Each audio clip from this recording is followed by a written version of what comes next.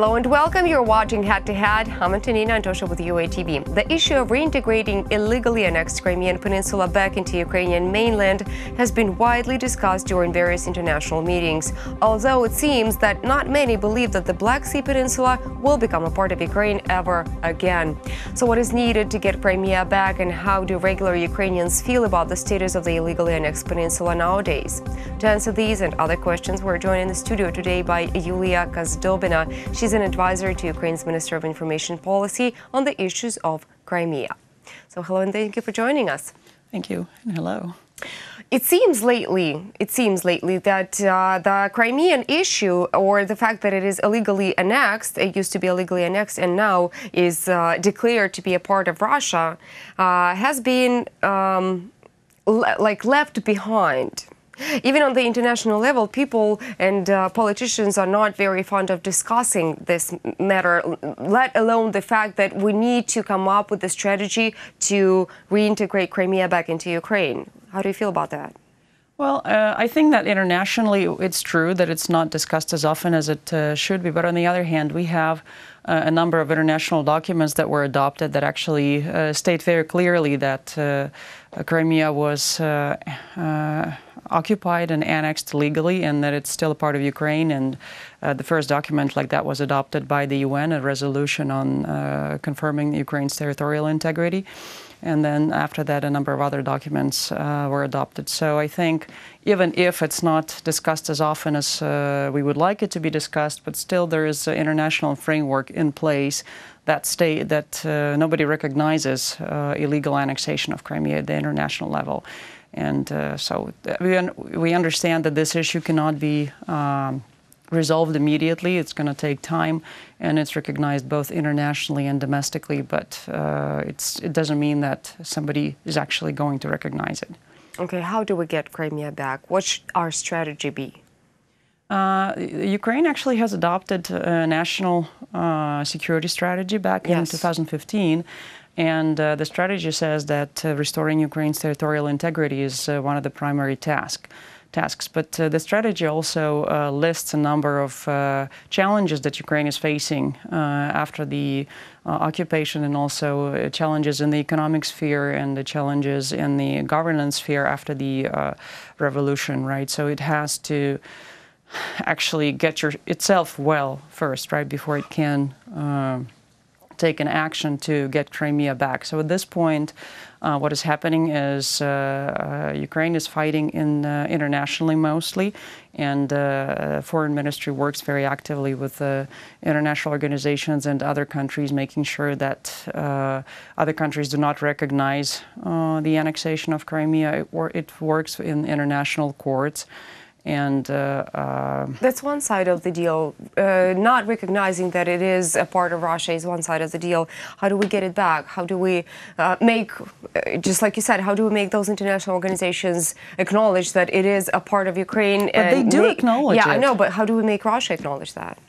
Well, that's a part of the international effort known as coercive diplomacy, right? When actually there is a unified position of a large share of Western countries. Not all countries agree with this, right? Some countries support Russia, but a large number of countries internationally, they got together and they said that Crimea is Ukraine, and they said that sanctions are going to stay in place until Russia actually gets its troops out of Crimea. And so it's a long-term policy, and at this point, it's Ukraine's task to make sure that those sanctions do stay in place, and the pressure on Russia does continue.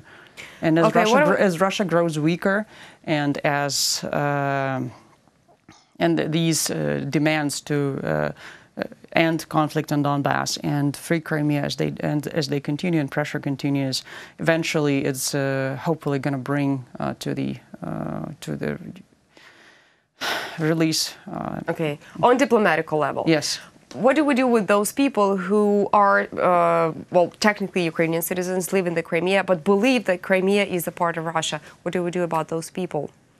That's a complicated issue, and I think it's a very controversial issue too here inside Ukraine, and lots of discussions are taking place. There are several approaches because it is actually very important to strike balance between punishing those responsible for occupation and actually collaborating with the occupying country and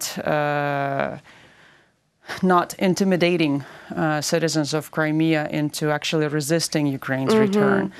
And lots of discussions are going on, but I think it's important that Ukraine actually said that it does not recognize Crimea residents as Russian citizens. It still considers them Ukrainian citizens, and so it's now trying to work out a solution. And of course, it's not an easy task, but the work is being done. Okay.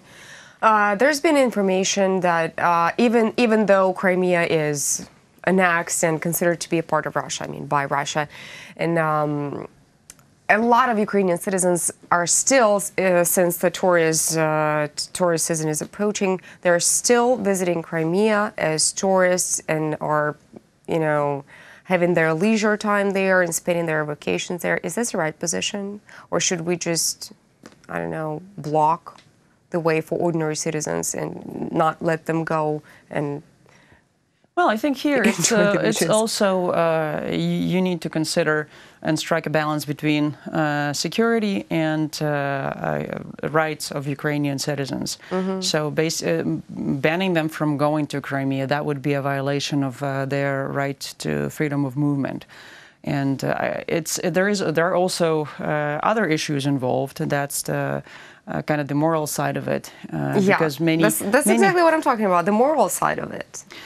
Many Ukrainians think that it's not a very good idea to go to Crimea to rest there. But then there are some positive sides to that as well, because it's communication. It's actually telling people in Crimea that nobody hates you. Nobody hates you. That Ukraine is has not turned into this huge Nazi whatever. So it also has its benefits. So I think the government should not stop it. But each person should decide for themselves. And also, when somebody decides to go to Crimea, they have to keep in mind what's happening in Crimea. Whenever a Ukrainian citizen goes there, it's pretty risky. We know of cases when people were arbitrarily detained and they were accused of plotting some sorts of terrorist acts and things like that. And so it's probably not a very good idea to go there.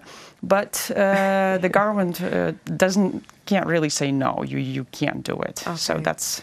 All right, what about businesses? Because a lot of entrepreneurs from abroad, come to Crimea and set up a business there. And then when they realize it's not part of Ukraine, they kind of, act like they didn't know about it. And this brings losses to Ukrainian economy as well. So how do we deal with those entrepreneurs? How do we impose stricter measures, qualifications for working with them? What do we do? We need to, there is a sanctions regime imposed by Western countries, and there are rules that... Well, see, that's a tricky question, because some of the companies say that,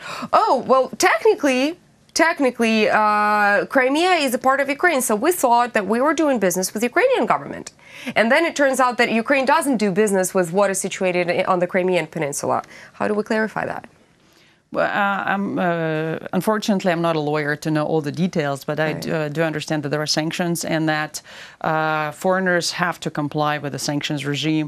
And it's in Ukraine's interest to actually monitor if somebody goes into Crimea and tries to do business in Crimea, trying to circumvent those sanctions. And so we need to monitor that, and we need to alert their respective countries if that country has imposed sanctions, and because there are mechanisms of enforcing sanctions in individual Western countries. And so we need to inform them, use those mechanisms, and try to make sure that those who violate sanctions regime do get punished, because there are some pretty strict punishments for violating sanctions regimes. Yes. All right. And if it's possible, could there be a forecast of when could Crimea be potentially again officially recognized as a part of Ukraine? It is recognized as a part of Ukraine. Yeah, I know, when but it becomes de facto, right? So I honestly don't know. I understand that this is a long-term project because we're dealing with an adversary that's very strong, and it's a nuclear state too. And so, and the West is trying to get Russia to change its behaviors to stop the aggression, but without actually ruining Russia. Because if the government falls and Russia falls into a complete disorder, then we don't know what's going to happen, and maybe it's going to be even worse. And so it's a situation that the West is trying to handle very, very carefully, and it's very difficult to predict how long it's going to take. Okay, thank you so much for coming and sharing this with us. That was Yulia Kazdobina. She's an advisor to Ukraine's Minister of Information Policy on the issues of Crimea. Thank you so much for watching. Stay tuned with UATV for more.